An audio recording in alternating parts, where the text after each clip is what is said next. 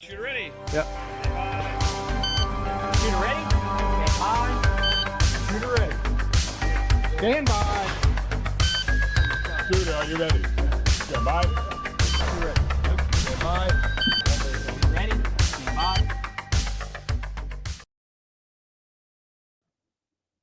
Hello, ladies and gentlemen, and welcome to the Shooter Are You Ready podcast. I am your host, Midwest Savage. I'd like to thank you all for listening. Thank you all for watching. And I'm going to get straight to it because I'm not as good a talker as my co-host. So we're going to bring him right in here right now. Ladies and gentlemen, my buddy Paul, Macaroni and Cheese. Back again. Back again. Precious Paul. Ready to spin I'm not even going to acknowledge that. Ready to spin another yarn here with good friends. That's right. So before you decide to not watch or change the channel, if you haven't subscribed yet to the podcast on Spotify and or the YouTube, please go ahead and do so. And everybody who has done so lately and previously, I thank you very much wholeheartedly, because we are at the mark now, Paul, to where we can actually go live with the podcast now in the future on the YouTube. So pretty excited about that. Taking people's questions and hopefully questions, hot takes, takes, live, or even more milquetoast takes based on the comments. To the minute updates, weather reports, all of it. Yeah. Maybe not weather reports. Everybody lives somewhere different. So That's don't care. Pretty much what my Instagram has turned into, which is look how cold it is today. Yeah, look at Paul plow his driveway. And time lapse, of course. You don't have to watch the whole thing. But enough of us. I mean, and this is not why you guys listen. It's because we have special guests. I mean, I do love hearing Paul's sultry voice, but we have a very special guest here today. I consider this man a friend. Great fella. Met him a while ago, and he has a luxurious head of hair.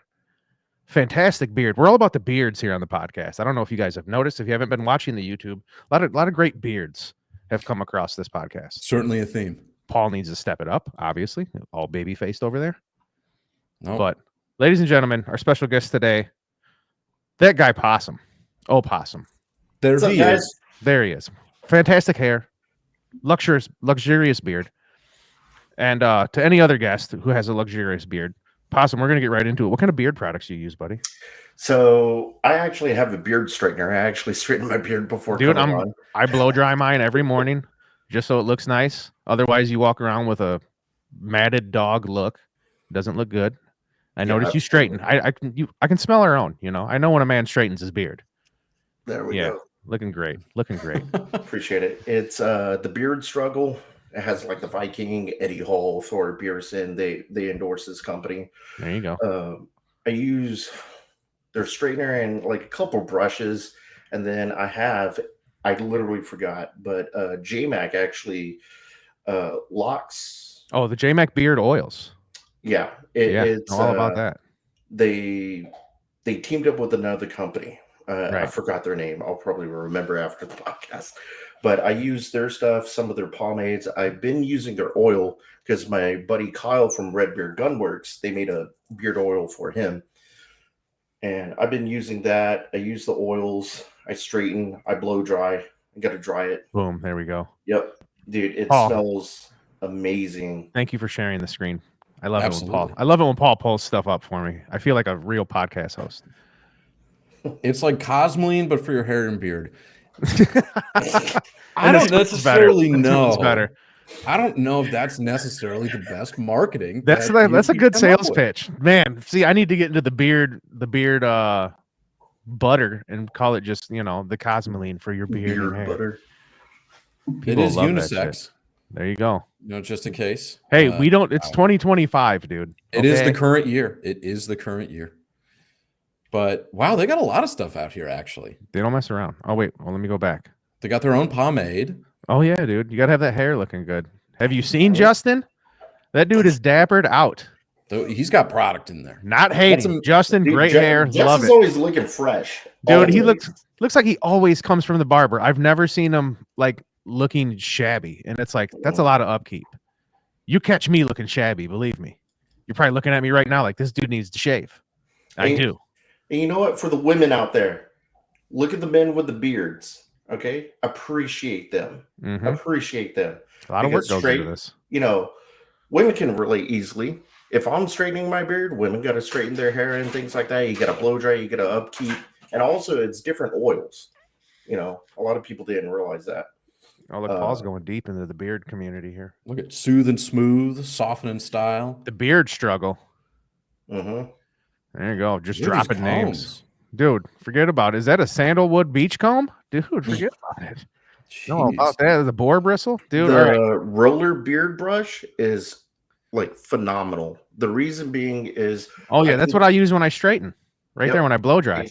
Exactly. Yeah, see, Possum, you and me, dude, I think that's why we get along. We get it. Oh, All yeah. right. Paul, step it up, dude. I want a beard on the next episode, Paul. You got 2 weeks. Make it Have happen. you ever like the Play-Doh guy where you put the Play-Doh on the top and then And you you squeeze? and Yeah. yeah, it's gonna be like that. If I Better squeeze a straighten little it. bit, That's all I got to say. yeah. If I squeeze a little bit too much, I'm gonna shit my pants. So There we're you go. gonna have to avoid that. Now we're talking about squeezing things. Ladies and gentlemen, like I said, our guest today, I'm sure you've heard us talk about the beards, is the great guy. Is it opossum? Is it like opossum or just possum? It is. Let's get this straight. Possum. So, that guy Possum. Here, I got a Education ticker time. made for that. So in the world, there are two possums. There's Australian and the North American possum. Yeah. The North American possum is spelled with an O. Australians just Possum.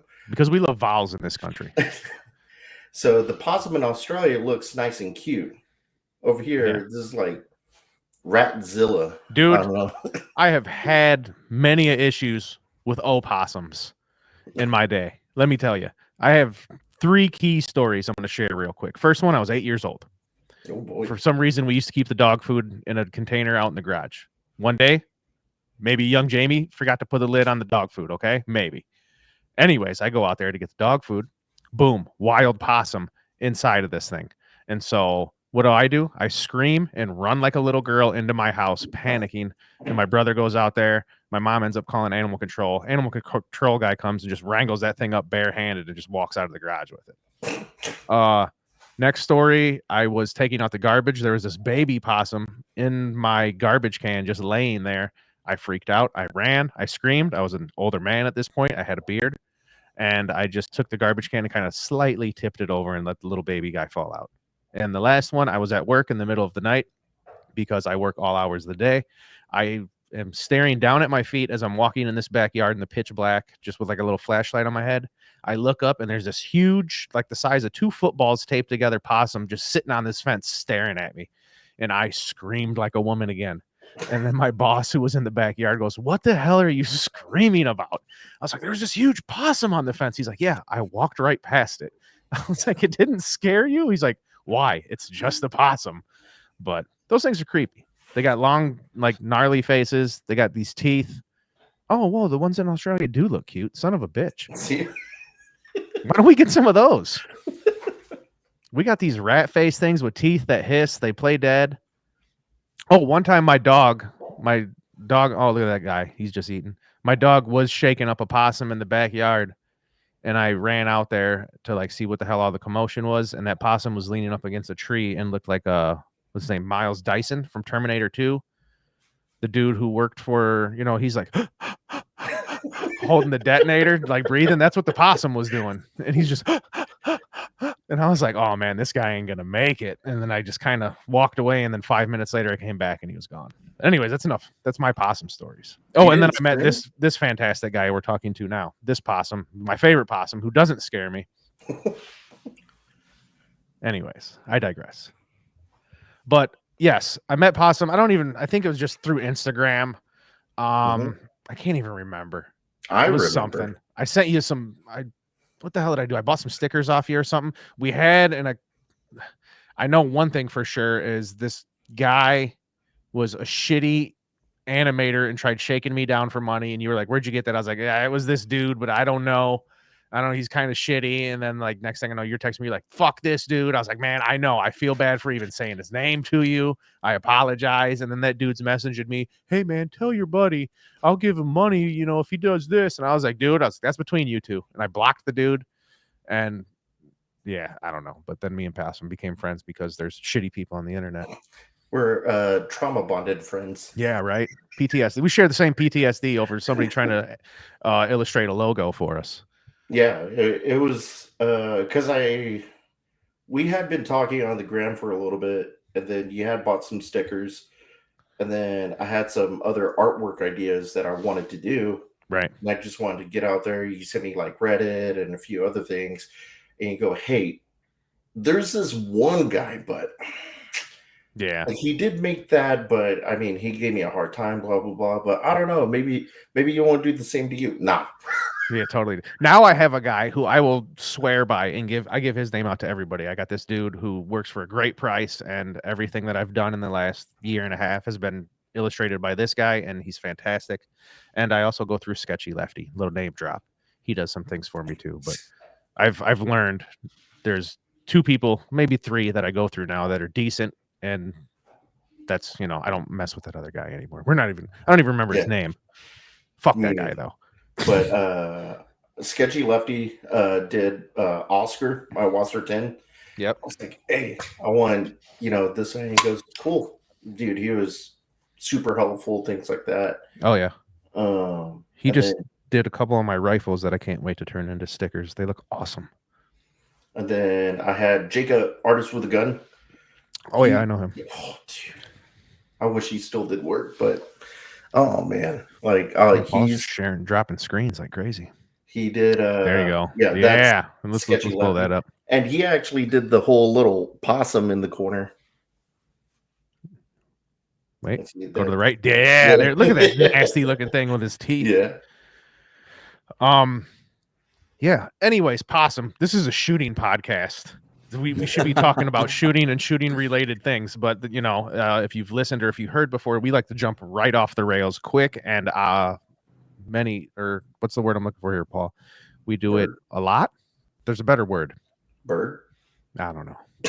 We're all over the place here. We're definitely jumping around. Well, I mean, Yeah. It's the theme of the podcast. When that beep goes off when you're starting a stage, you just lose track of thought, dude. Typically, that stage plan just kind of goes out the window sometimes. There you go. So whenever we hit record, we're definitely jumping around. But actually, if we could jump back to this washer here, would you say that this is kind of your primary rifle that you've been shooting? I know that you've got stickers made of it, or what do we got in the arsenal these days? What's a primary rifle?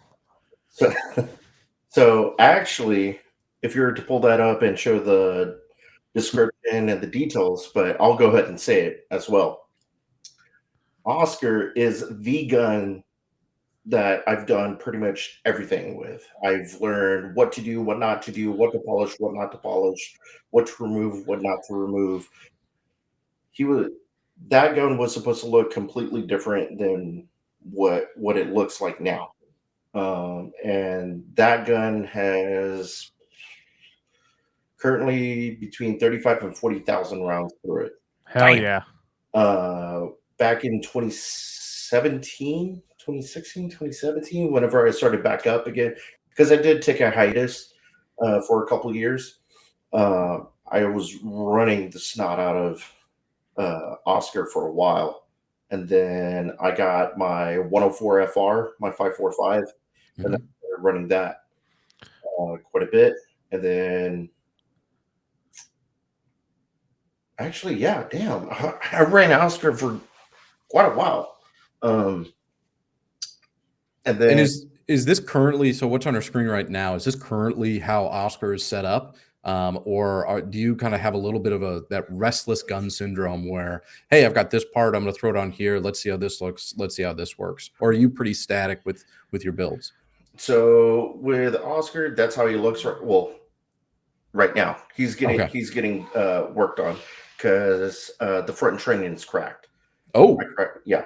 So that's going to get replaced, and then we're going to try and salvage the barrel and stuff. If not, we'll get a new barrel and go from there. But I'm leaving them like that. Okay.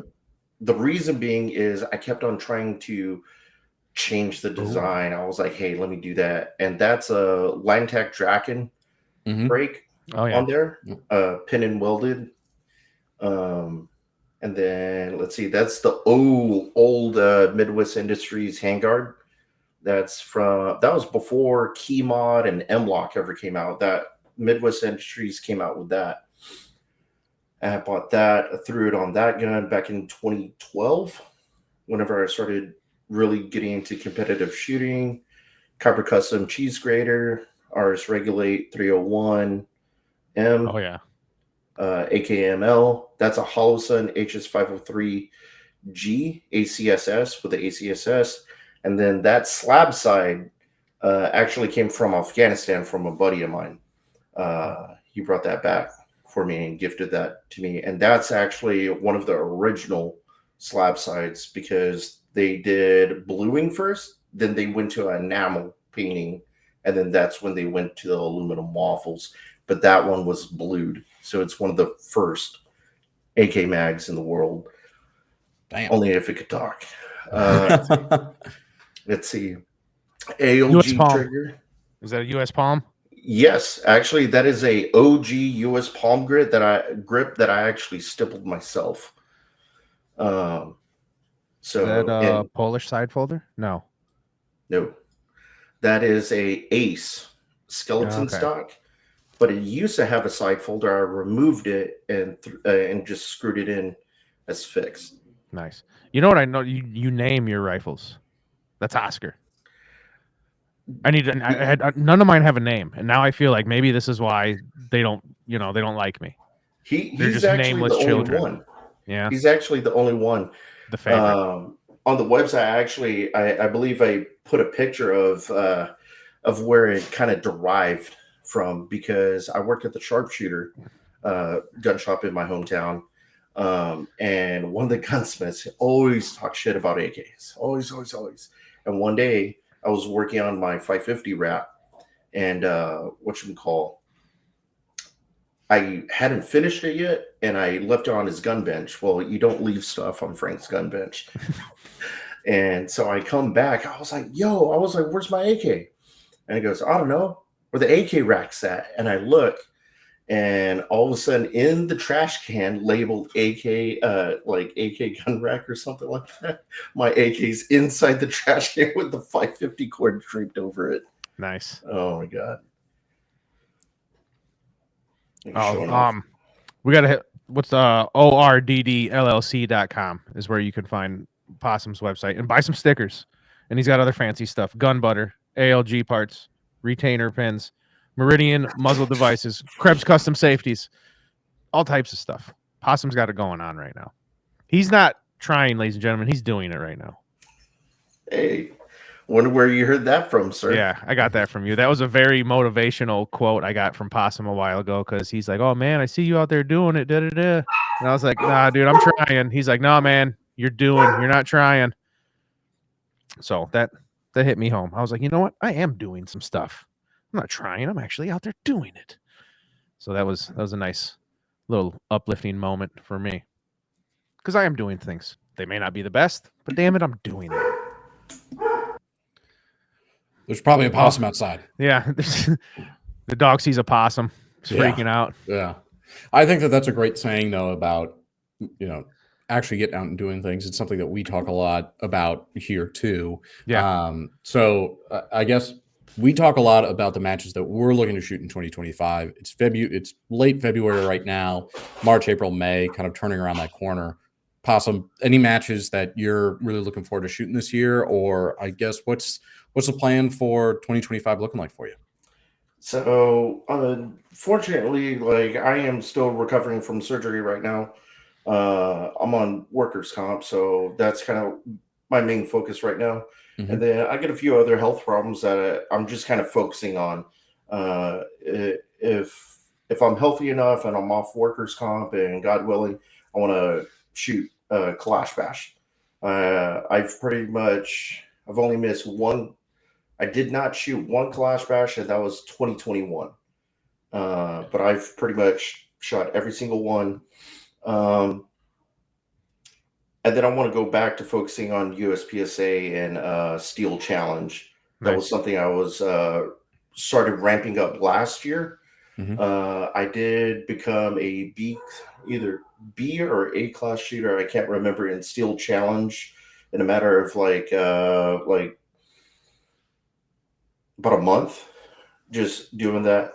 I really like Steel Challenge because it's very static It's the same. It's the same thing, but you're pushing your transitions. Right. And when you're shooting PCC in there, it is the times are stupid. They're like ba ba ba. You're like, dude, that's a great time. You're like, how fast was that? That's only A class, bro. And you're like, what? Oh yeah, they're quick. Yeah, and then USPSA did something stupid, but hey, it is what it is. I didn't. I had thrown on the new stock on the KR9, and I hadn't gotten my red dot in yet. And I went and shot this all classifier match. I shot 2 of them, and my iron sights, I couldn't bring them down because the cheek riser was so much higher and all that, and didn't have a good run. And so I've been sitting in C class for a little bit, but I've had, I think, one run. I was either low A or high B class. So I'm hitting around there. It's just, I need to shoot more classifiers and just get out there more. So probably just local matches once I heal up and stuff. Well, we hope a quick recovery. But real quick, Absolutely. before I forget about this, KalashBash. Ladies and gentlemen, if you have or you have not, I've only unfortunately been to one KalashBash. Unfortunately, I kind of made some goofy mistakes this year, and I won't be going this year, but I will return in 2026. But if you have been or have not been, Possum is like the Jimmy Hart of the prize table or the Flavor Flav. It's insane how amped up this dude gets, and he gets the crowd going. And it's like, what am I trying to think of? He's like oh man, I don't know. He just hypes people up. He loses his voice. He's, just throwing shit everywhere, getting crazy, and it was awesome. It's like he's definitely the MC of KalashBash is the best way I could put it. That guy, you give him a microphone and people start going ape shit. It was awesome. I appreciate that, man. Dude, I was literally walking to the ceremony because I think we just got done shooting. So, we're like the last people to stroll in. But we were a ways from that tent, and I could hear you just going nuts. I was like, oh, man, I think it started. I can hear somebody just going nuts over there. And then I get there, and you got people rock, paper, scissoring for shit, just throwing magazines in the crowd. Fucking, yeah, it was. Possum does a great job amping the people up. I'll give you that. 100%, buddy. I appreciate that. That was just kind of literally off the hip. I was like, you know what? I've been here a few times. I know it gets boring here, and Cody's over there one too many beers down. Not Cody. And I was like, and he came up to the table, and he's like, oh my God, I don't know what to do. I was like, you need help, buddy? He goes, dude, you got something? I was like, no. And he goes, fuck. And he walked off. And I look at Scott, RS, and I look at Joe, Echo 93, and I go, I'll be back. Scott was like, where the fuck's he going? Joe was like, he's going to go take care of himself. Watch. Oh, yeah.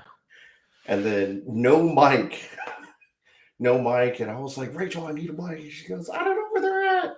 And then what Clay told me and Tony was they're in the, I don't know, the penthouse, whatever you want to call it, that house. And they heard me. And then they came over and they're like, bro, save your voice. Here's a mic. Yeah, really. And then I don't know if you're there for that, but I was like, he done fucked up. He gave me a mic. I'm pretty sure I was because maybe that was I think you had a mic in your hand when I showed. It was whenever the people started rock paper scissoring. I think that was when I showed up because that was when I whipped out the camera real quick. I was like, I got to get some of this on video. But it was definitely hyped up the crowd because I've been to award ceremonies where everybody's just kind of sitting there waiting for their name to be called. Everybody applauds, and then you just wait for the next one. But Possum had people like excited and ready to just jump up and hold their hands in the air to catch something. So it was, like I said, great job on you, buddy. Really, really amping them up, getting everybody, pumped. Yeah, which is good. I really hope I have the same opportunity this year because I would love to do it again. Oh, I just love doing it. Like, honestly, it's about the community. Whether it's shooting community, gun community, AK community, whatever.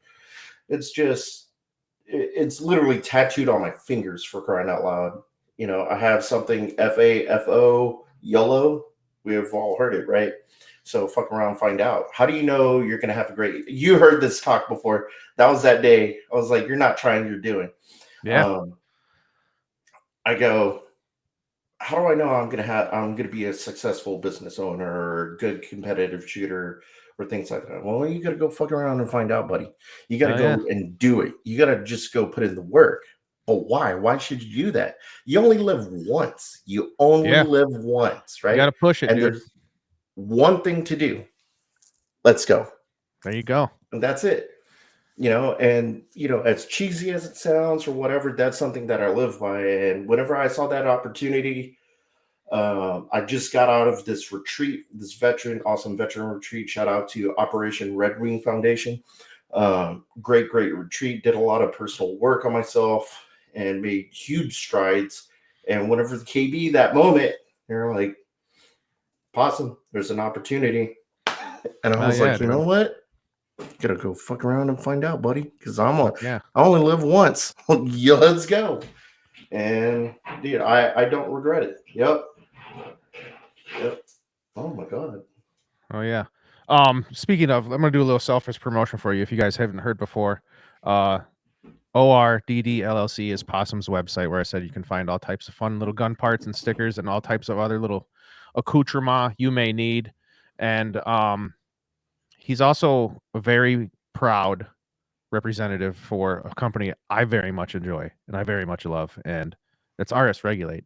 And can we throw you want me to throw your code out there so that you go to RS Regulate, you go ahead, use the code Possum, Opossum, however you want. I'm not exactly sure what the code gets you. What's the discount there? Use discount code POSSUM, OPOSSUM, and get 10% off your cart. That's right, 10% off your cart. Go place your order now. I need you to do my reads in that voice. That was amazing. But Savage Jamie is here on Shooter Are You Ready podcast. Let's go. I might use that sound clip. That's clip gonna it. Clip it.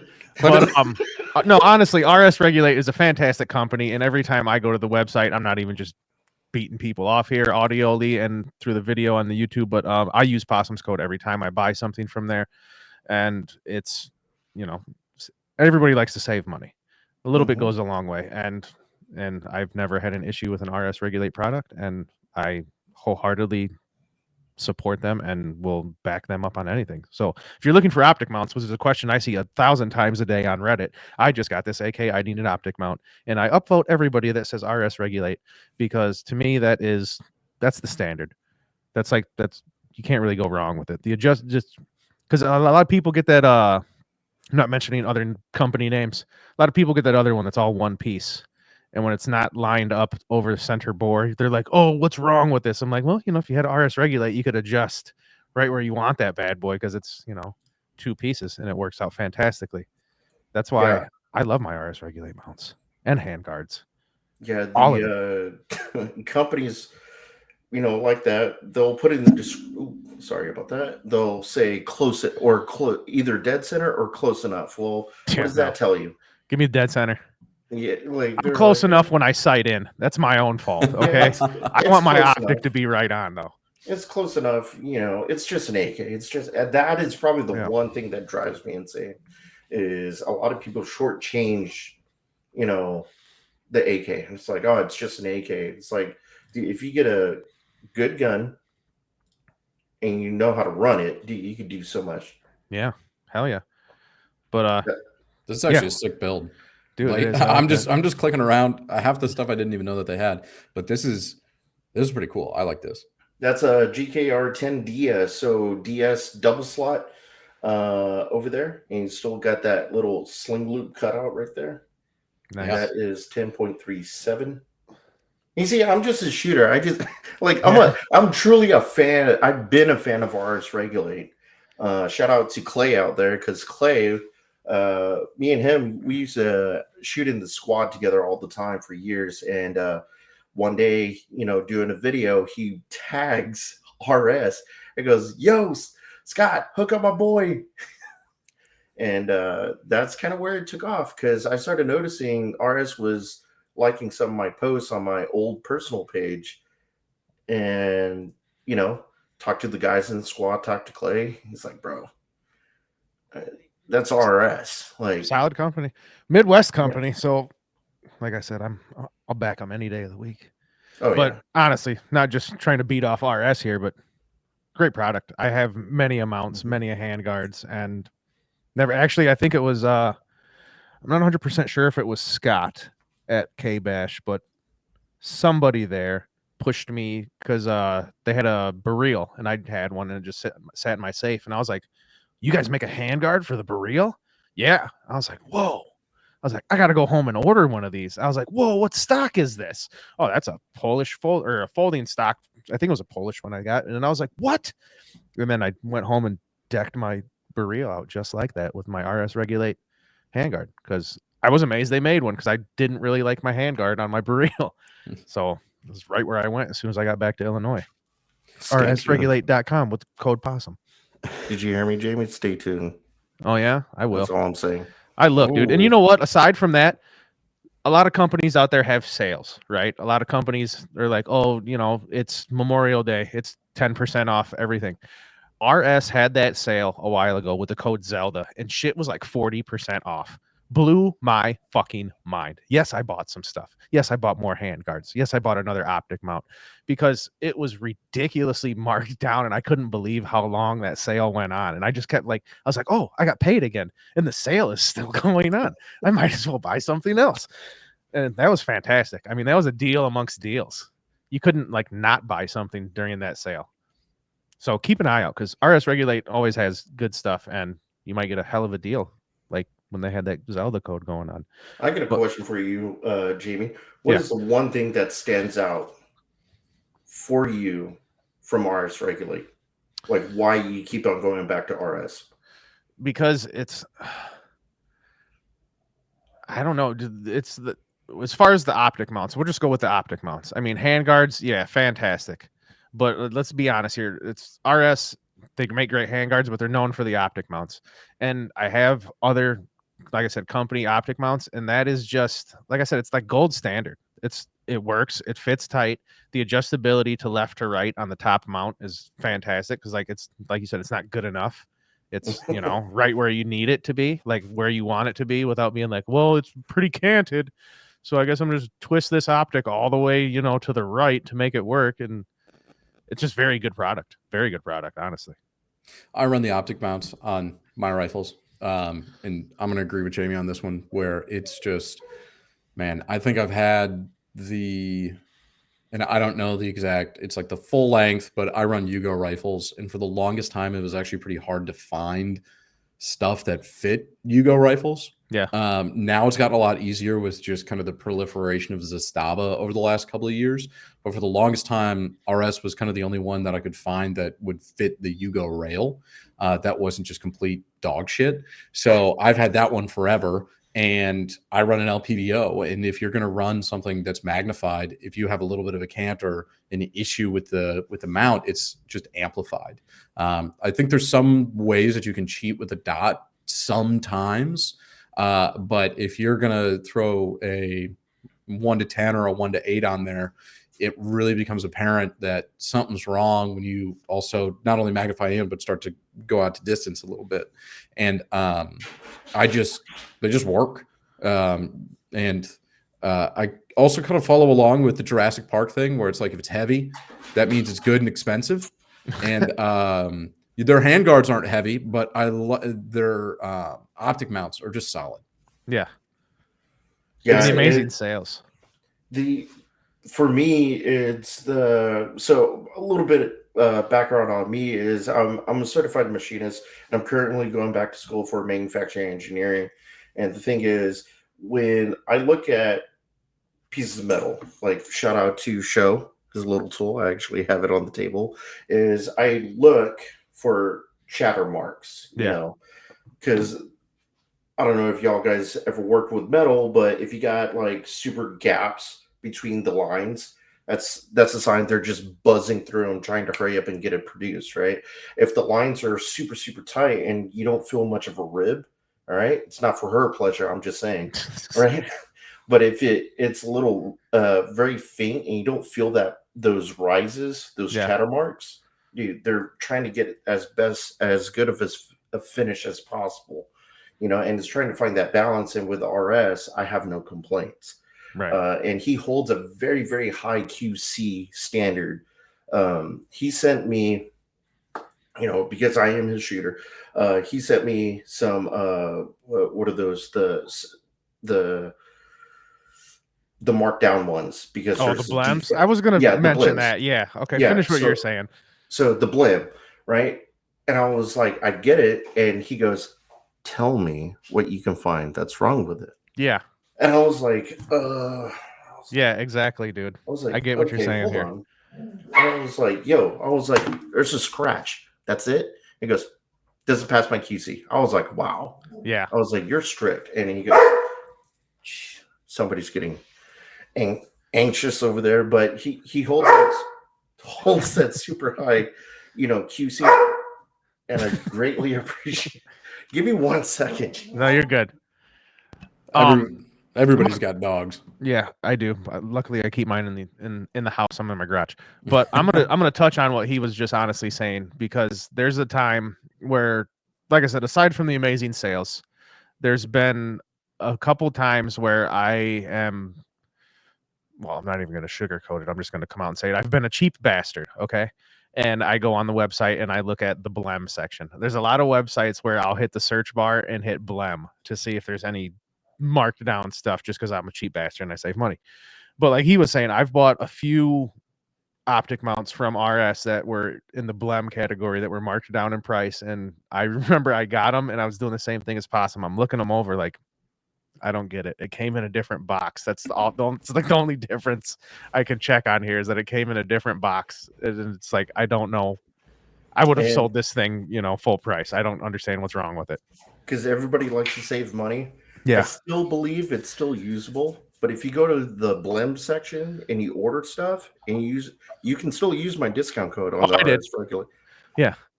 I tell you, I use that code religiously. And I tell everybody about it because I don't have a code for that. But yeah, it's the attention to detail is amazing, because like I said, I couldn't figure anything out, and I expected to get something with like a nice gouge out of it, maybe missing a piece of a pick rail, just something stupid. It's cracked, and I'm looking at it like, they messed up. They sent me a new one. Yeah, and you see that goes back to how I run my business, because I've been shooting for Scott now since 2018. That's about December will be 7 years. Nice. And I would say we're pretty close. But I lost my train of thought. Jeez. I had 2 exams this week, so I'm like, yeah, no, you're good. It happens, bro. This is Shooter Are You Ready podcast. Hey, what? Yeah, exactly. I was like, geez. Oh, my business. Duh. Yeah. So with his attention to detail, I asked him for like mentorship and things like that. I've even talked to Mark, from Krebs Custom. I'm in touch with Alan of Springco. There's several other companies, and I talk to these guys, and I'm like, hey, what can I do to better my business? What can I do? Things like that. And if you ever heard of Springco, if you're into AR-15s, they're springs. They don't mess around, right? They're pretty much the gold standard when it comes to springs, especially in AR-15s. But they also make other products. Krebs makes best safety out there. He's a great innovator. Love the M23. Shot the shit out of that. Love that gun. But I have to give credit where credit's due. It's Kyle Litzy, the world's best shooter as of 2024, rifle shooter in the world, said, I deal with high quality curated parts. And that's what I do. Yeah. That's all I deal with. And it's for me, in order for me to bring on a company, they don't have to just make a good product. They also have to be good human beings and good business people as well. Right. I don't want to be associated with a company that's out there to screw people over, like smaller businesses. Hey, I'm big, you're small. I'm going to intimidate you, drag you through the courts. And then when you can't pay your lawyers or whatever, I'll just buy you. Yeah, exactly. And ruin that. Like, I don't side with companies like that. That's why there's only a few companies so far. And that's also why it's taken me a little bit to get some other more good companies out there on my website. For instance, RS Regulate. Like, Yeah. I think that was a given. Yeah, so that's on the docket. I'll tell y'all a few companies: RS Regulate, TWS. More unrivaled stuff is going to be coming. Dissident Arms. So I've already talked to TWS, RS Regulate. That's my boy, and then recently just talked to Dissident Arms. So looking at those companies, and if you look at those companies, and if you've ever met the owners or the people that work for them, they're solid people. They're solid human beings. Yeah. They don't walk around with their chin up high, chest out, and it's like, who are you? Peasant, walk away. Right. Dude, it's not like that. Like, when people have met Scott, they've gone starstruck because Scott's like, hey, how's it going? And he goes, what you looking for? Oh, I'm looking for this. And then they go, what's your name? And he goes, I'm Scott. Yeah. And he goes, are you? He goes, yes. And he goes, oh my God, every single time. Because whenever I'm at KB, I also help out at the booth, and they get starstruck, and Scott's like, yeah, I'm the guy. So what's up? Can I ask you a question? Do you know if Scott has a Reddit? Does he have a Reddit account? Okay. I don't know, because I was on Reddit. I got away from that. Okay, I got on Reddit because of you, by the way. Smart. Nobody should be on Reddit. There was a time when I was reading these people argue about optic mounts, and I don't know if this was really him, but I just found this hilarious, where somebody said something about RS Regulate mounts, and then he replied, yeah, I know because I own the business. And I was like, oh, wow, shots fired. I was like, I like that. So I don't know if it was 100% him or somebody just trolling, but it was awesome. But I'm not going to talk like I know the man. I might have met him at KalashBash. I'm not 100% who I talked to there. I'll give a coin flip of a chance it was Scott, but I'm trying to get him on the podcast, and I talked to him. I just sent him a message. Was he at Mitten State? They had a huge table set up, so I wouldn't doubt it. He lives in Michigan. Yeah. Because I might have bullied him on accident. Yeah. So apologize now, Paul. Hey, I am sorry, but I love the handguard. Yeah. I remember what happened. Okay. Yeah, so Mitten State had this big prize table. They were kind of pulling a possum, where they were like, hyping the crowd up, and they were doing the LARP awards and things like that.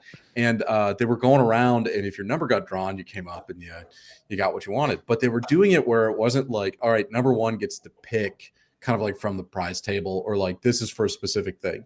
It'd be like, your number got drawn, here's a t-shirt. Now, they were nice t-shirts. I don't have any issues with t-shirts. I'm an extra large, please and thank you. You can find my address. DM me if you want to send me something. But like, I stand up, and it's kind of, they've gone through a couple rounds. Like, I'm in the latter quarter of the people who are going for prizes, and someone just walking over to hand me a t-shirt, and I just go, I don't really want one of those. And she turns around like, we've never had somebody say like, no. And I see a guy walking by, and he's got a white box in his hands, and he was part of the staff team. And I go, I want that. And he turns, he was like, what? And I was like, yep, I want that one. And he looks down at it. It's an RS Regulate handguard. And he's like, well, this is a Yugo one. And I was like, beautiful. That's what I shoot. And he's like, all right. So then he just handed me that. So I kind of like bullied him into a little bit of like, I don't want a t-shirt. I want this handguard. And I really, really wanted one. So, it all kind of worked out. Much better choice than a t-shirt though, Paul. Yeah. Yeah. And I think that we're giving out only mediums. And listen, I'm a New Jersey medium, which is an extra large. And that would have been more of a crop top on me at the time.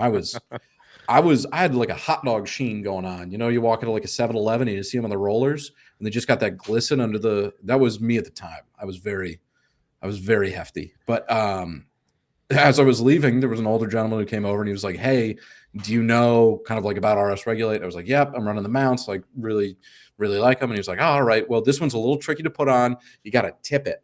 And I just remember him going like that. You got to tip it in. And I was like, oh, all right. Because it's like the 2-piece system, and it goes in. And he was like, go to the website, or if that doesn't work, like he gave me a card, and I don't have it anymore, but it might have been him. And he wasn't the one with the box, so I don't think I bullied him directly.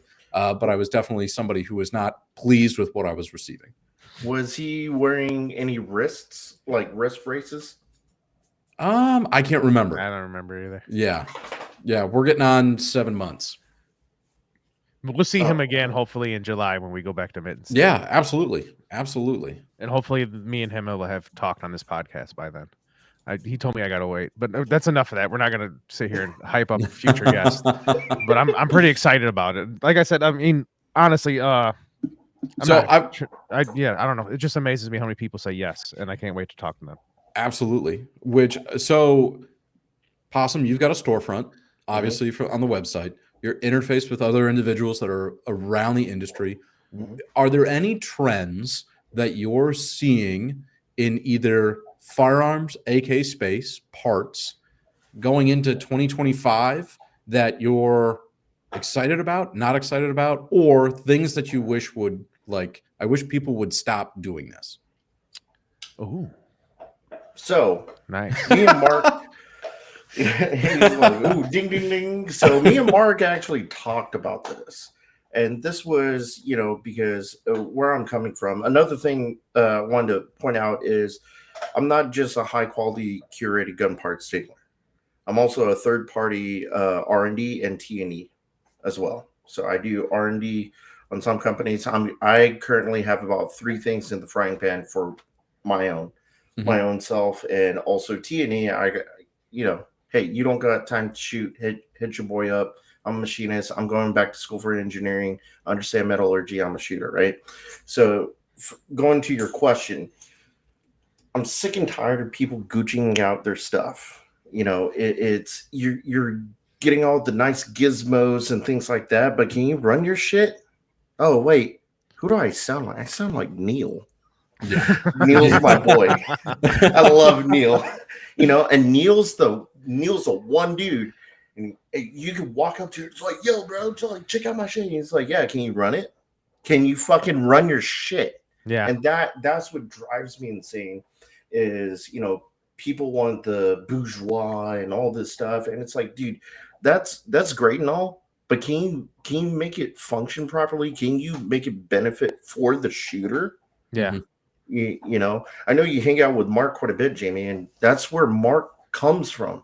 Right. Is the functional aspect, and that's something I'm looking at, and I wish more companies is cool. It looks good, but how can you make it perform better?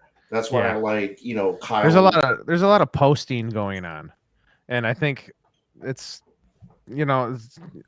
like Clay brought it up, and it's hard for me to still comprehend, but Clay brought it up when he talked to me and Paul, that sometimes, especially with you, because you've been shooting a lot longer than I have, but like we're in a bubble and it's kind of hard. Sometimes we forget that we're like the 1% of people who actually go to competition and shoot. Whereas like you kind of think sometimes everybody does what we do, but like we're a small fraction of people who own guns that actually use them and run around and practice with them vigorously and religiously. Whereas some people are like, yeah, I shot 200 rounds last year.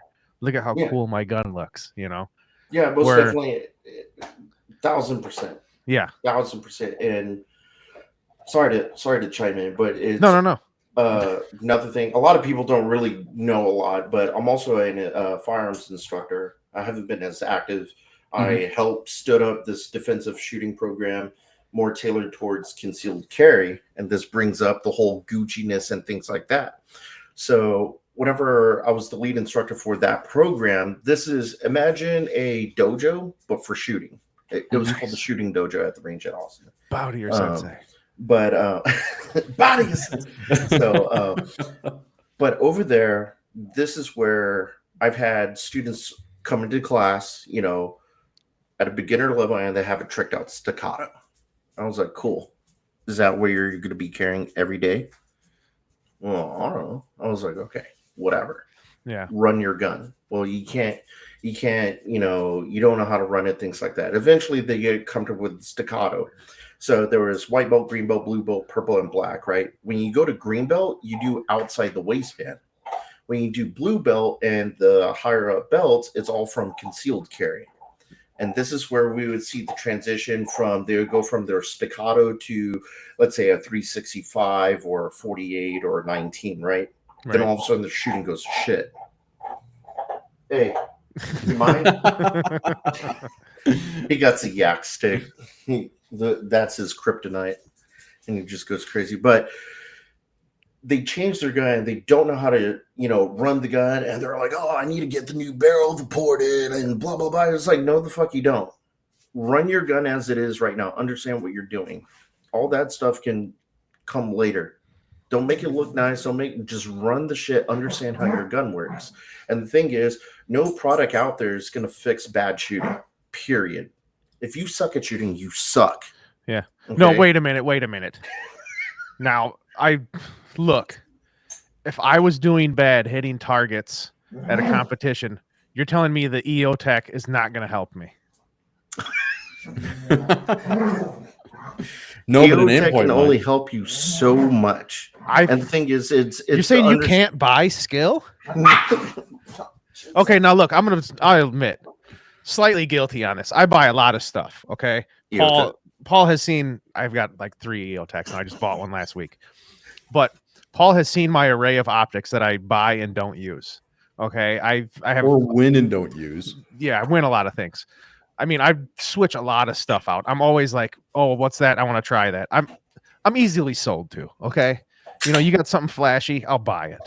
But I switch a lot of stuff around, and I'm starting to really hunker down and just like you said, find out, okay, what works for me. All right, I'm going to run this, and I'm going to learn how to run the shit out of this thing. And this is what it is. I'm going to quit switching shit out, quit moving stuff around, and just run this gun hard. And I've become better at that. I'm wishy-washy on what rifles I'm taking to competitions because I have too many options, but I'm narrowing it down. I'm getting better. And I realized you can't buy skill. It's all about practice. And, it took me a while, but I'm getting better. I'm getting there. I'm doing it. You said practice and training. Yeah. Training's where the growth's at. Yeah. I'm taking that from Mike Pinot. Okay. He talks about practice and training. I just heard that the other day. There's two completely different things, practice and training. Practice, you're just doing rep after rep after rep, like reload. And then you train with it. Then you train, then you're pushing to see where the wheels fall off. Yep. Was this a YouTube video? I swear I just watched something not that long ago that was talking about this exact same thing. Dude, I mean, Mike Pinot's talked about it. There's Joe or Josh Forwell. There's several of these high caliber shooters, and it's what it boils down to, in my personal opinion, is the mindset when you go into practice or training or whatever you want to call it. Right? You go to the range. What are you doing? I want to get, faster splits. Okay, if you're going over there and you don't know what the fuck you're doing, and you just like bang, bang, bang, whatever, or you don't have something to go off of, how are you going to do that? How are you collecting data and things like that? How are you going to gauge yourself, right? So coming in, okay, I want to get faster at shooting. Cool. What's my game plan? Cool. Let me get my pen, piece of paper. Okay, I want to get faster splits. Okay, how do I achieve that? Got to move my finger faster, right? I have to understand how to work the trigger, blah, blah, blah. Or maybe it's how I'm holding the gun, because maybe I have it more on my shoulder and it's kind of turning me, or is it more center? You got to look at the whole thing, right? You look at the whole thing and then you start trimming out the fat. It's like getting ready to cook chicken thighs, right? You don't want all that fat on there. You want to trim all that fat so you get that nice succulent meat in your mouth. Ooh. All right. This just got spicy. But not as spicy as those splits are going to be once you trim all that fat out, right? Hell yeah, dude. I tied it all full circle. But that's where people get caught up, and they think some gizmo is going to make them better. What's going to make you better is putting in that work, putting in that sweat, putting in that time, putting in that muscle ache.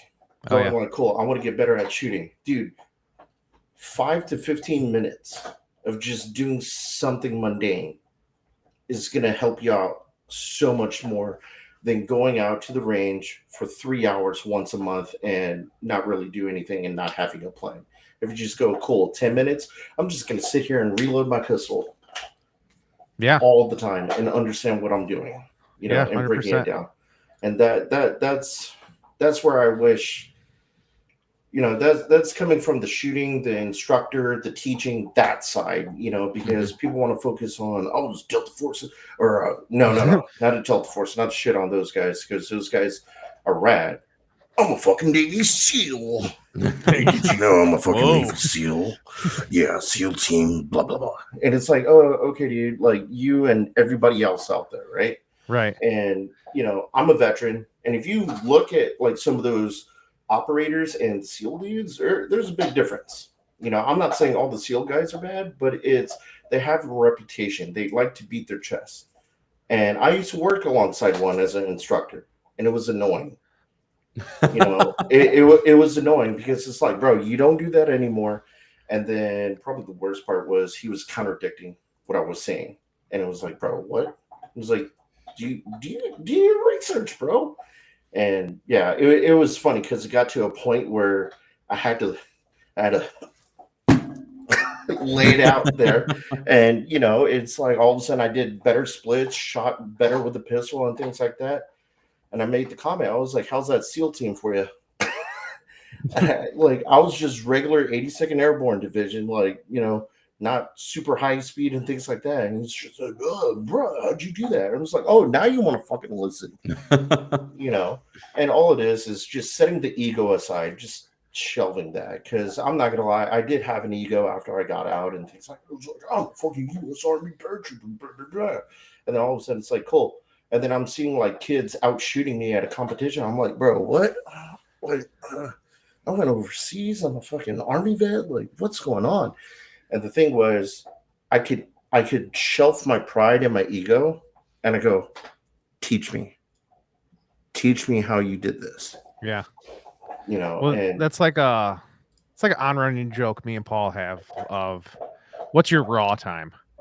Like, okay, yeah, cool. You ran that stage at, 32 seconds, and that's your raw time. But like after the penalties and stuff, like you're at over a minute now, easily. And it's like, yeah, you went really fast, but you shot like shit. It's like you can't just put speed on it. There's like, yeah, your reload was real fast, but your accuracy is terrible.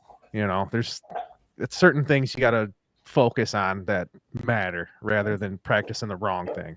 Well, there's focus on what matters, but then also if something is going wrong, being able to say this is going wrong and here's how I can correct that. Yeah. Rather than just sitting in it and saying either stage design's wrong, I need a different part for my gun. That is going to be the thing that actually pushes me to go a different direction. I find that my meme is triggers don't matter, where I think they matter to a point, but if you're shooting low left with a Glock, going out and buying an Apex trigger is not going to fix that.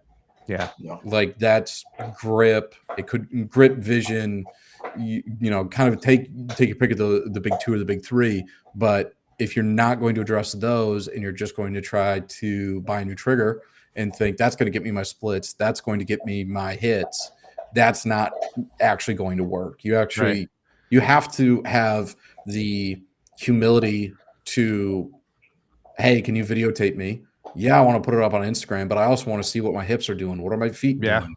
I like to watch my eyes on video, or like my head to see, okay, is the gun ahead of me? Because like I'm still trying to see what my hits were on the previous target to know that I have to make up on the next one.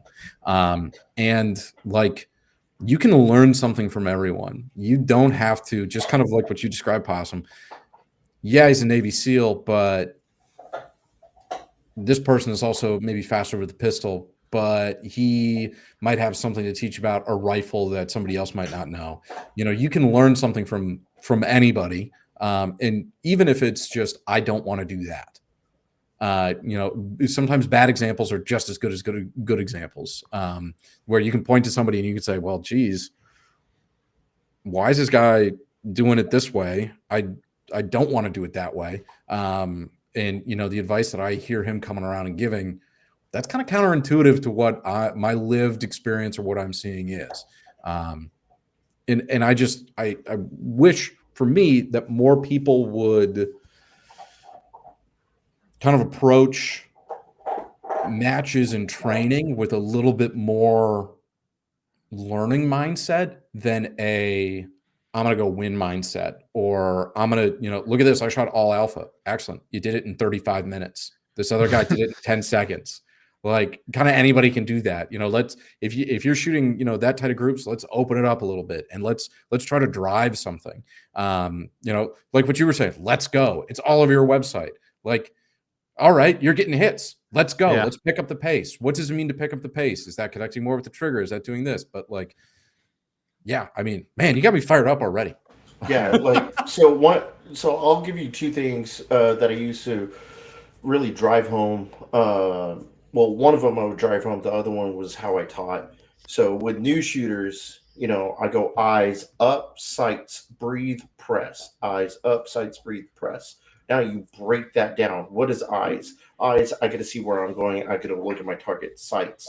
Okay. Why do I say sights? Because we're confirming our sights, but at the same time, we already prepped the trigger. We're sitting at the wall. And then eyes. Oh, wait, sorry. Eyes up. Up is I'm presenting the gun, right? Right. So eyes, I'm looking at where I'm going. Up, I can't really because of my shoulder, but up, I bring the gun up. And then sights, I'm reconfirming everything. Breathe. Hey, bro, chill the fuck out.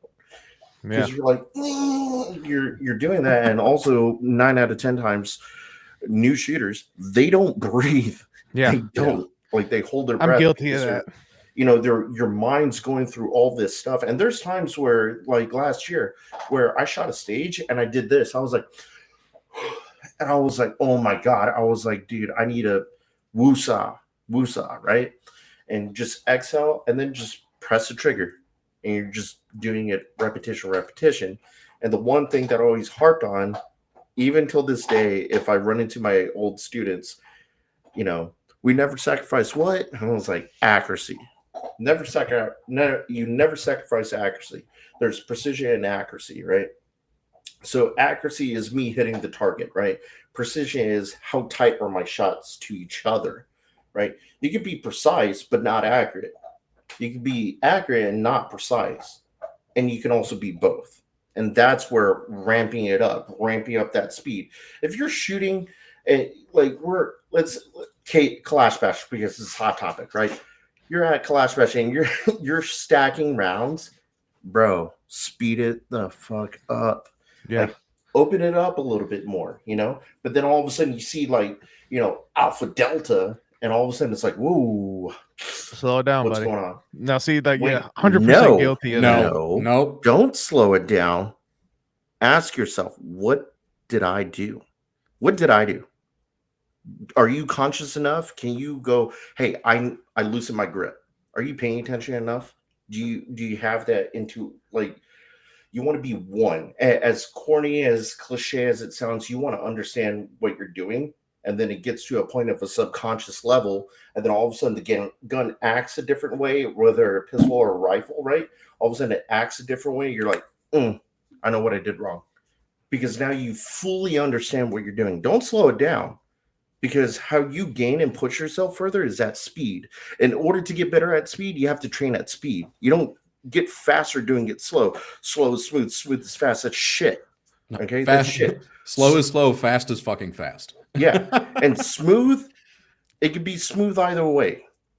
You can do it slow and smooth, or you can do it fast and smooth. It's however she wants it. What matters is you want to get faster, then you need to push yourself at that speed.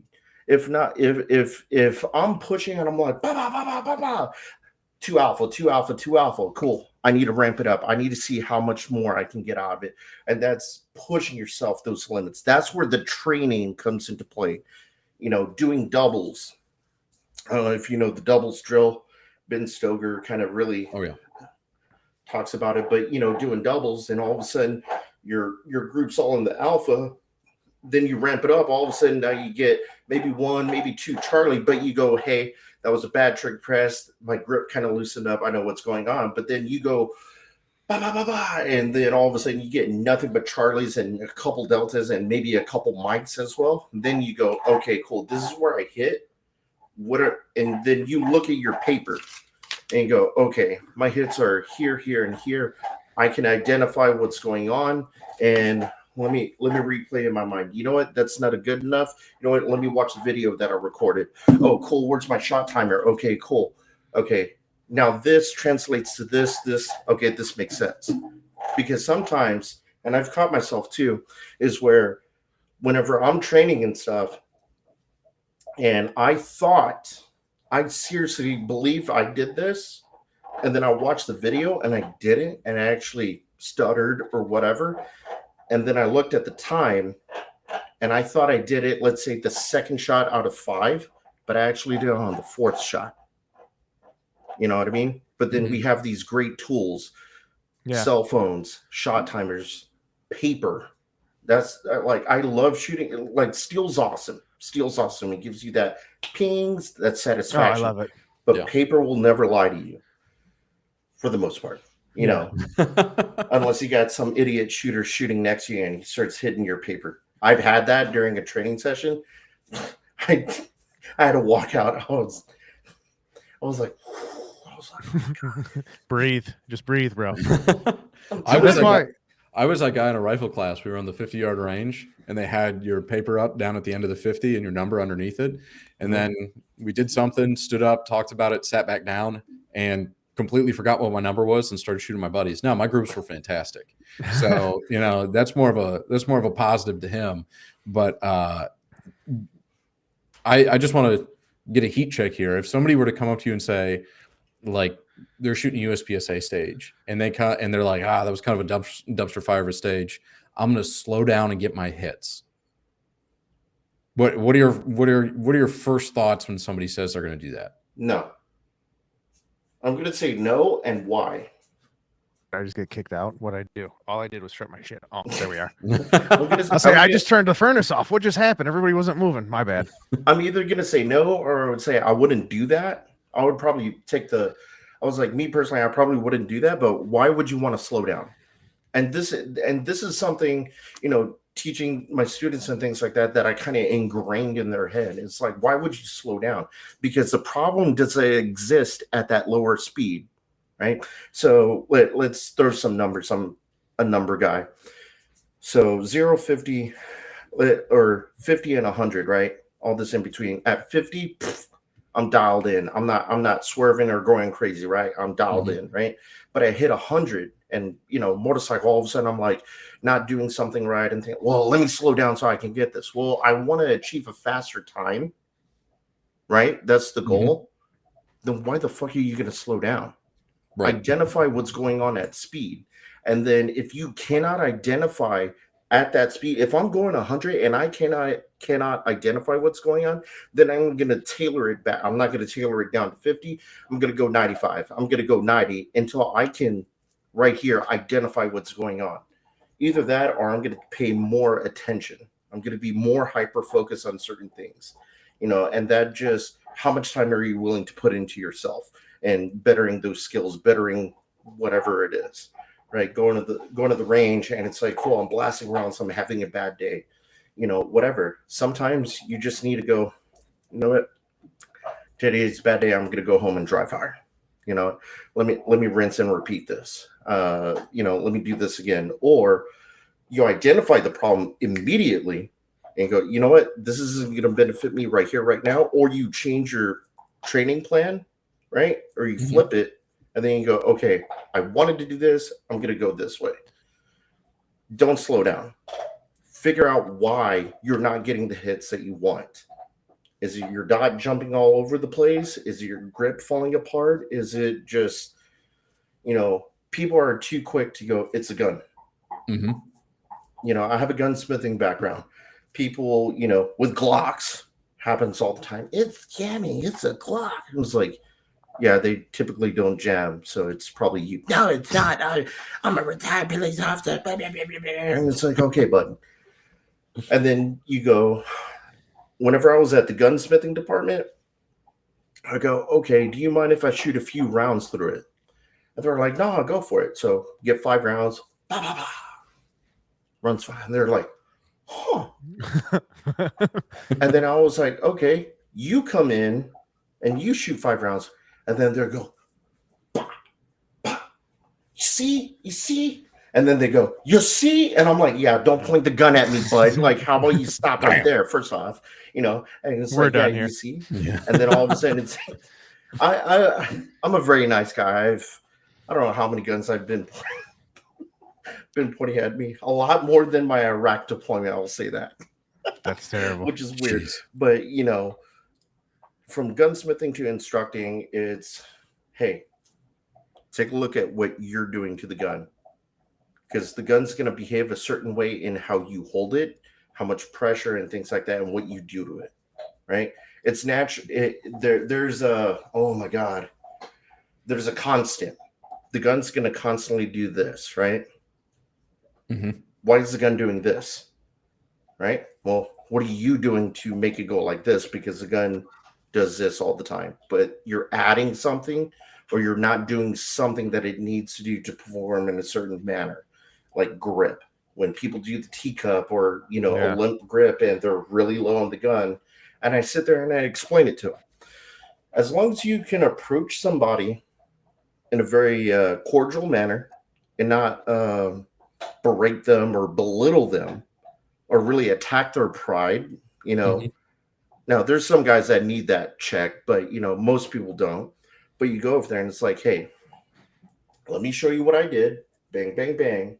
Okay, let me see you do it. Okay, here, nice and tight, more pressure, blah, blah, blah. Breathe, press, bang, bang. Well, it's not hitting where I'm wanting. Hey, we're trying to get the gun cycled consistently, one step at a time. And that's also another thing for shooters is to slow it down up here. Because you're wanting to be super accurate, super fast, super consistent, and things. One step at a time, right? One step at a time. Jamie, you had mentioned about shooting a stage super lightning fast and things like that. There was a couple guys, manual moved, but he wanted to go faster, right? And these are coming from grandmaster levels. I have 3 GMs at any time of the day. For the most part, I can go and pull and just pick their brain. And they're like, you want to get faster at shooting? Okay, cool. Run the stage. Well, you know what he did? He shot the stage fast enough and kept everything in the alpha. And then he goes, and then the GM goes, no, shoot it faster. Well, it went Alpha Charlie. He goes, no, I said shoot that shit fast. Like, I want the wheels falling off where you get mics and deltas and like it's crazy. But I want you to pay attention to what you're doing at the same time. So you just move faster and everything. And then, dude, I kid you not, in a month and a half, Manuel scared the shit out of me because I saw him just blowing stage after stage after stage. And then all of a sudden, a month and a half later, this dude's like over here, 2 Alpha, Alpha Charlie, 2 Alpha. And I'm like, yo, like Manny. And like he's getting up there. And all of a sudden he went from like a B class, I think, to A class and then tiptoeing on masters. It's all in the goal, but it's one step at a time. You know, you got to go through everything, You can't cheat the process. Right. Is really what this comes down to. Yeah, you can't cheat the process and you can't buy skill. You cannot buy a product that's going to fix it. Like, I'm the biggest that I've ever been right now. And you know what? Like, yeah, I'm getting my hormones and maybe TRT and things like that. But you know what? That's not going to fix all this. What's going to fix it is me eating right and going to the fucking gym, right? And getting my sleep and drinking enough water, right? Oh, yeah. So that's the process. That's what has to be done. I just can't rely on that product where I just stick it in my ass. And Ozempic, bro. Yeah, I was about to say I've got the Ozempic for you. Now, me personally, I want to be on Ozempic mainly because the class action lawsuit is going to be banana grams. Yeah. I just want the payout in like 10 years. That's all I want. Yeah. Oh my God. So I was talking to somebody and they were like, yeah, I want to get on Ozempic. I just want to lose 10 pounds. And I was like, what? That's like, man, I really want a haircut. I think I'm going to do chemo. Nuke it. Yeah. Think about just going down to the skin here. Man, I could really go for a nap right now. I'm going to take 6 Ambiens, followed by a glass of wine. And then you know what? I'm going to go operate a forklift. Yeah, Even though it says don't operate heavy machinery right there on the bottle. that's I'm insane. a virgin. I want to have sex. I'm going to go do an orgy. Yeah. I'm going downtown to find somebody. And it's like, bro, like, stop. What are you doing with the nuclear option? That's pretty funny. I've never shot a gun before. I really need the Laugo Alien. Although today they were on sale on PSA. I have to say it was enticing. Dude, that's this lady my mom knows was like, I've got this pistol I bought a while ago and I've never used it. You know, would you be interested? I was like, well, what is it? It was a Desert Eagle. And I was like, do you own any other guns? She's like, no. I was like, why'd you get that one? Well, it looked really nice behind the glass at the gun store. And I'm like, what asshole sold you this? That's what I want to know. Like, oh, you've never handled a gun? Here, have you ever heard of Magnum Research, ma'am? I'm like, what a dick. You've seen Deadpool, right? Yeah. This is a hot one for you. Seen Deadpool? This is what he carries. Now you're probably going to want a red dot for this pistol. Yeah. How about the EOTech? No, not the pistol optic. You can put the full size rifle optic on. Yes, it has a rail. It does have. People have done it. That's insane, dude. It's I can't stand salesmen like that because I've been in sales quite a while too, and it just that dude was getting commission for sure. Oh, dude, like dude, if you're honest with people, dude, they'll come back. And I've worked on commission too. And the thing was, my biggest thing was not to fucking lie. If I didn't know anything, it's like, dude, I don't know shit about this, but Jamie does. Yeah. Hey, yeah, Jamie, Awesom's ever selling a car, I'm buying it from him because he won't lie to you. Yeah, I mean, I only want $2,000 for it. The brakes don't work, the gas tank leaks, the radio's stuck on a station, and you're gonna need a steering wheel. You know, at least he's honest. But it's only $2,000. Yeah, it's a Cavalier. Dude, look, I'm being transparent with you. The brakes don't fucking work. Yeah. Okay, that's something. But dude, you can go get brake pads. So you can watch some DIY videos on YouTube and do it yourself if you want to. But me personally, I would get a professional. But hey, anyways, the card's only $2,000. So sign here. Yeah, there's a pen. Yeah, like I'm still gonna be. Did I lie? I didn't lie to you. Yeah, your brakes aren't working. I told you, bro. Yeah. I told you. Why are you getting mad at me? You're the dumbass that bought it.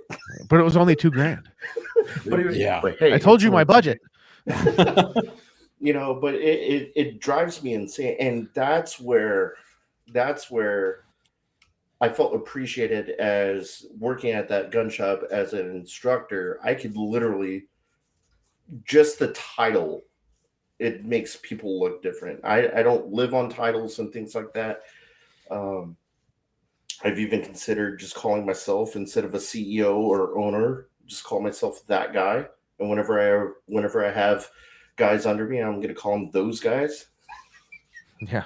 That's their job title, those guys. But it's going over there, and then you see the salesman trying to make that pitch, trying to make that big sell. Hey, you need to stick cotton. The fuck does. The fuck she does. You can definitely tell walking into the Cabela's gun counter or the Bass Pro gun counter what guns pay commission, or like, Smith & Wesson's got a new promo where if I sell enough Smiths this month that like here comes the kickback. Now I sold water heaters and that was the thing. So I mean, hey, you want a Thermo King? I can hook you. Yes, absolutely. You do need tankless. 100%. You need hot water on demand. Tanks? Nobody's got tanks anymore. You got 4 teenagers at home? Absolutely not. You need to, sir. You need 3 tankless water heaters for each one of your showers. There you go. Dude, I need to talk to you because I need to do something about my water heater. Do not get a fucking tankless water heater. I will tell you that right now. But he said to get free. It's $2,000. It's only $2,000. Yeah, the nice 23-year-old at the big box store said that I needed to buy this tankless water heater and that I should go with the in-store service. That's hilarious. God. But yeah, I can't, dude. I've sold like a couple like used cars. I can't be an asshole to people.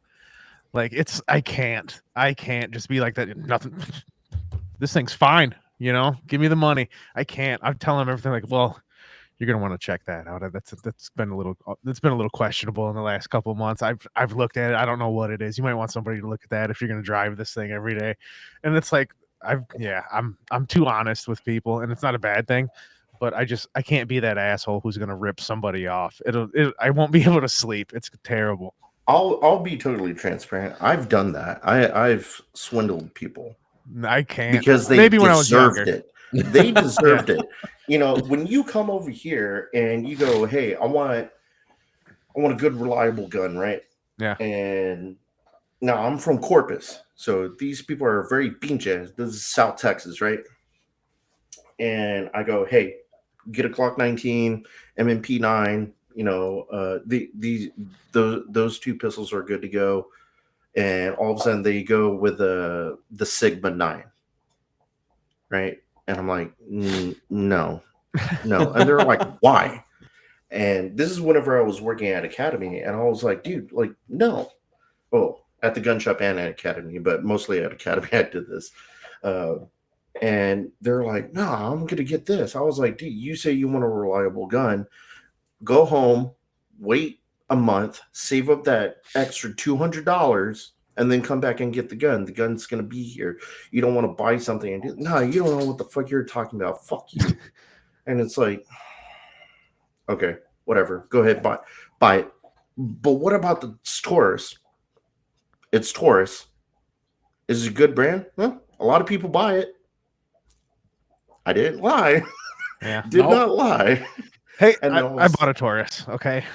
And so, you know, and all of a sudden they go out. And then I've also done it to people that are wealthy. You know, all of a sudden they cop an attitude to you. They come into the gun store and, you know, oh, I make all this money. Yeah, somebody else makes more money, just saying.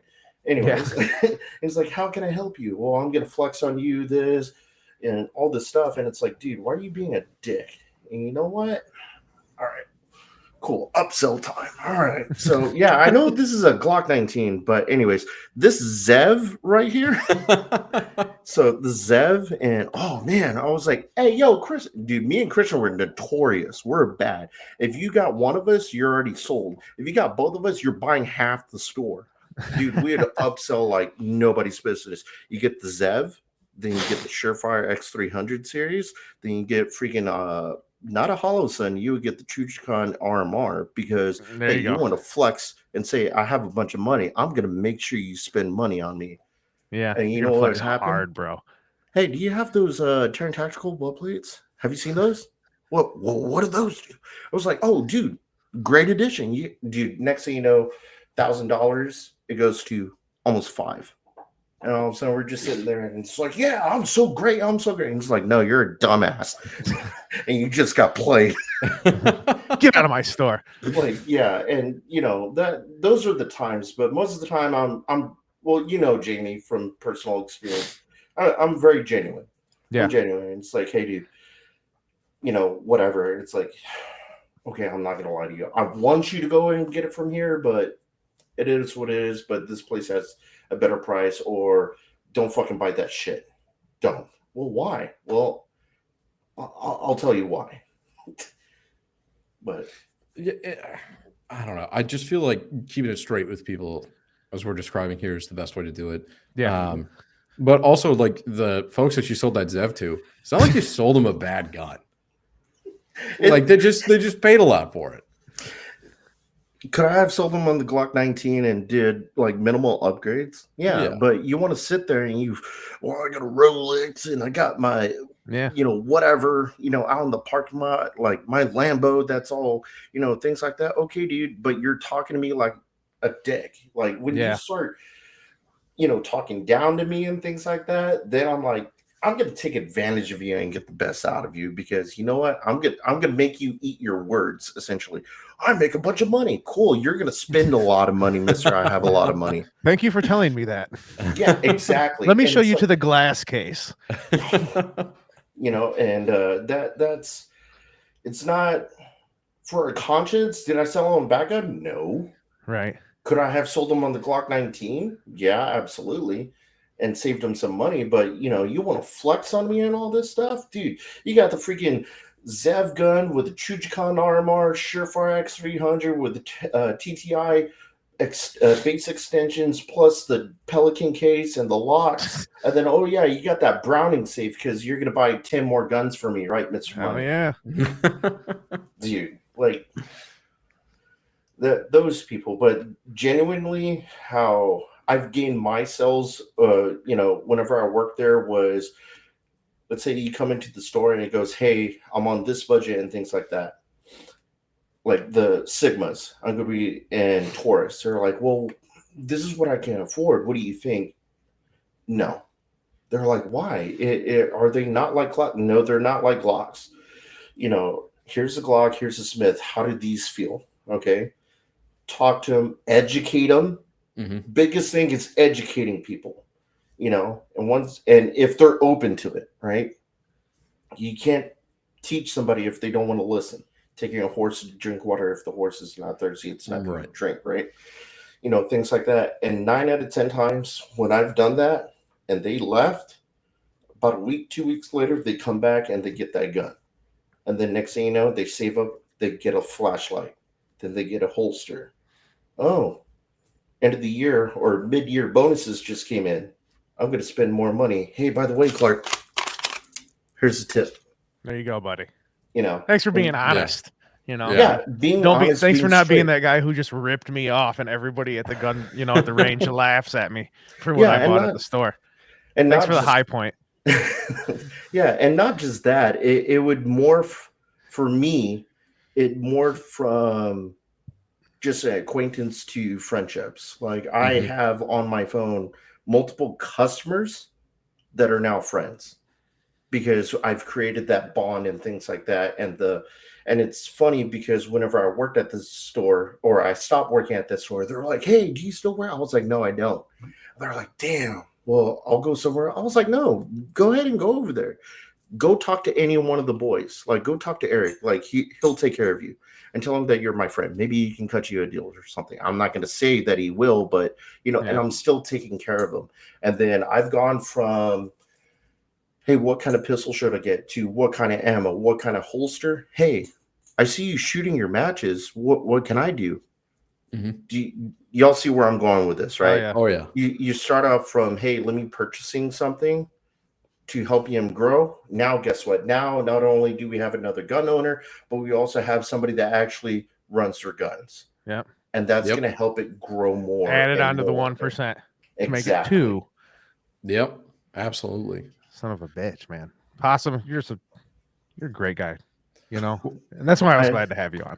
I appreciate it. Before we get to food here, and I know we got to wrap things up here a little bit, but scrolling through the old Instagram here, looks like you've been playing some Helldivers here recently. Oh yeah, I saw that today. I myself am a little bit of a diver, but I'm always curious. Diving myself. A little diving myself on the side, log on, stack bugs, maybe put a couple bots down. You know how it goes. But I've kind of found that there are some people where they're like, I only dive bots, or I only dive bugs, or like I'm only doing the Illuminati. Are you kind of like on one front line more so than the others, or are you jumping around in major orders? I'm all over, baby. He just dives, dude. Dives hard. Manage a democracy. Yeah. There you go. Right. Bugs, I kind of got annoyed until the recent Gloom update and things like that. I love it because it's challenging. It's almost a horror game now, especially with how fast like the stalkers and kind of like those second tiers kind of come out. Dude, the stalker. You guys are making me want to play again. I downloaded it after KCON because Neil kept talking about it, and I played a couple times. And Could you imagine this if we got Neil, this 4-stack, that'd be. But see, I need to get better. I was like so bad that like people would be like, this fucking guy died again. I'm gonna bring him back, and I'm like, oh, I'm that guy. I'm that guy they're talking about. No, you know what you do with those guys? You freaking kick them on the ground and go, stay the fuck behind me. Yeah, I guess. Here's a recoilless rifle. The big thing walking, hitting in the face. Yeah. Got it? And it's like, okay. I love that. That's still realize like I'd call in like the airdrop or like the bomb or something, and my kid would be like, "What are you doing?" And then like I would kill teammates, and he's like, "Yeah, you could kill them," and I'm like, "Yeah, I figured that out now." And they're like, "All right, who's the asshole who just did that?" And I'm like, "All right, I'm gonna log out." You are the 380 and the 500 kg guy, aren't you? I'm terrible, dude.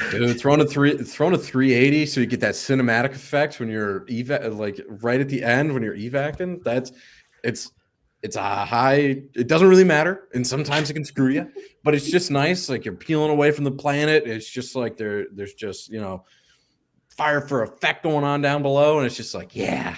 I feel like I definitely need to bone up a little bit. Oh, dude, I'm waiting for Battlefield myself. I'm still stuck on Battlefield, and I just saw a trailer last week, and I'm pumped. My favorite. I have two loadouts. So either I go all sentries, or I go all orbital strikes. So the sentries, machine gun, autocannon, rocket, and mortar, right? Yep. And I just set up a wall. Dude, I've 500 plus some matches, and I just set up a wall. As long as I have good teammates, I kind of keep them at bay so I can set them up. But my favorite orbital, I call it the diamond package. So it's a napalm barrage, 120, 380, and a walking barrage. So 380 goes straight forward, napalm left or right, 120 left or right, and then the walking barrage right and center. And I've done testing on my, I go to Trivial and I just say, how do I know that 50 meters is good enough for napalm barrage and 120s? I found out. I fucked around and found out. Walking barrages, you can literally throw it right down in between your legs and you'll be fine.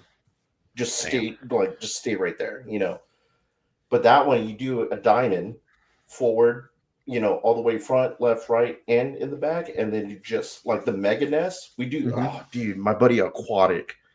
Oh, my God. On my YouTube, I have 2 YouTube channels. I have the one that's more gun-oriented, and then I have my, more gamer side. There's one video you hear me scream, Aquatic! Because the charger blew through, and I would turn around, recoilless rifle saved him. But that dude, oh my God, he plays Erica. Do you know that song? No, I don't think I do. People associated with a certain type of group of Germans. Ooh. Oh. I think I'm picking up what you're saying here. Yeah, but he plays that song. But all it is, when you look into the song, it's just talking about Erica, a beautiful woman, and things like that. I don't know why people get it misconstrued, but anyways, people are weird. But he'll play in that song, and then he'll play either Rammstein or AC/DC or Metallica while we're diving in, bro. Yeah. And he's get pumped up, dude. He's I did a 115 song. He did that whenever I got surrounded by the zombies. He went 115 right then and there, perfect timing. I was like, what are you doing? Gets it going. I gotta get y'all's gamer tags, and maybe you should dive in together and spread managed democracy. See, I'd like to play with people I know. That way, if you guys get frustrated, it's yeah, but we're still friends, right? Instead of just random people getting frustrated with me. Dude, I would rather. I try to take it to the next level, so I'm doing the same thing where I'm literally screaming, yelling, diving all over the place. I get into it. I can get down with that. Yeah. Now, I'm not gonna lie. I've jumped back into Fortnite because that's what I'm comfortable with. I just like demolishing little kids. Yeah, you suck. I'm the guy running around in the leather face skin. That was me. Some 40-year-old man just wasted you. I've been on a bit right now on Helldivers. If the missions has a lull because of the new Hellbomb backpacks. Oh yeah. Boop, and then go take off. I didn't realize that I could trigger other people's backpacks by walking up behind them. So I run this supply pack. I like to go around, give people ammo, and this was on some. This was some rando. So I walk over and I see the prompt come up and I hit it, and then all of a sudden it starts ticking, and the guy comes over and he's like, "What the fuck did you do? Why did you do that?" And it was during the lull, and he just started running, and I saw, and he didn't drop it. He just started running away from everybody, and then he just blew up in the distance. But I was not aware. So misinput, misclick. It was a misclick. That happened to me last night. Supply pod dropped in. Buddy he was sucking. He had no ammo, no stems, barely alive. I need that supply. I was like, okay, cool. I turn around. There's a horde of bugs coming in, right? So I have my machine gun, but I was right next to the resupply pod, and I have my Hellbomb. All of a sudden, I hear, boop, Hellbomb armed. I was like, what the fuck? No? He goes, I didn't do shit. I was like, dude. But it's dude, fun. It's fun. We got to get a stat going here. Oh yeah, for sure. I'm running up against a hard stop here, so I'll. Yeah. But there is one question that we gotta ask everybody, Jamie. Hit them. What's the favorite cereal? Cereal? Yeah. Damn. I haven't fucking. We're a couple big backed folks in here. You know, we can. Let's be honest with everybody. Break it down. Damn, I haven't eaten cereal in so long, honestly. You strike me as a CTC enjoyer. What is Cinnamon Toast Crunch? It's on there. Golden Graham. Yeah, bro. That's what I'm talking about. Golden Grams? Yeah. I love me some Grams, dude. Man. That's my jam. Yeah, I'm going to go with Golden Grams. That's my jam right there. I think I've only had Golden Grams at a hotel. I don't think I've ever you're actually messing up. They were stale. I could tell you right now they were stale. You need to get some fresh Grams. Got to run out and get some fresh Grams. Right. But I've got things to do. I'm sorry, Possum. I should have timed this out better, but I would love to have you on again, buddy. Because I feel like we could just keep this going and going and going. Yeah, so, I appreciate y'all. I really do. If there's anything that comes up where you're like, hey, I gotta talk about this. Yeah. Please reach out to us. We want to talk about stuff too. And I think great conversation today and really appreciate you coming on. I appreciate it, guys. Ladies and gentlemen, that is at the Instagram, That Guy Opossum _Possum, That Guy _Possum. Check out the website, ordddllc.com. Support your boy. Help him out. Go to RS Regulate. Use the code Possum. Get yourself some money off. And support the guest. And if you want to support this show, I'm a terrible person at this, Paul. I'm surprised you didn't call this out. Feel free to jump on teleimpex.com if you're in need of ammo and use the code SAVAGE25 to get yourself $20 off your entire order and get yourself some ammo. You know, and that's Tele with an E. With an E. So jump on that one. That they help us out, and we're trying to help them out. So save yourself a little money. 762x39 is not dead, everybody. It's coming back. Yeah. Let's go. But Possum, again, love you, buddy. I appreciate you being here, and we will definitely be in contact to do this again. Love you, Jamie. Thank you all again. Thank you all so much. And thank you, everybody who listened and or watched. Once again, subscribe, leave comments, show us some love. Let us know that you're out there because of you, we keep doing this, and I appreciate it. I appreciate every single one of you. And that's all I got to say. And we love you, and have a good night or a good day. Just have a good one. We'll see you later. Shooter ready? Yep. Shooter ready? Stand by. Shooter ready. Stand by. Shooter, are you ready? Stand by. Shooter ready. Stand by.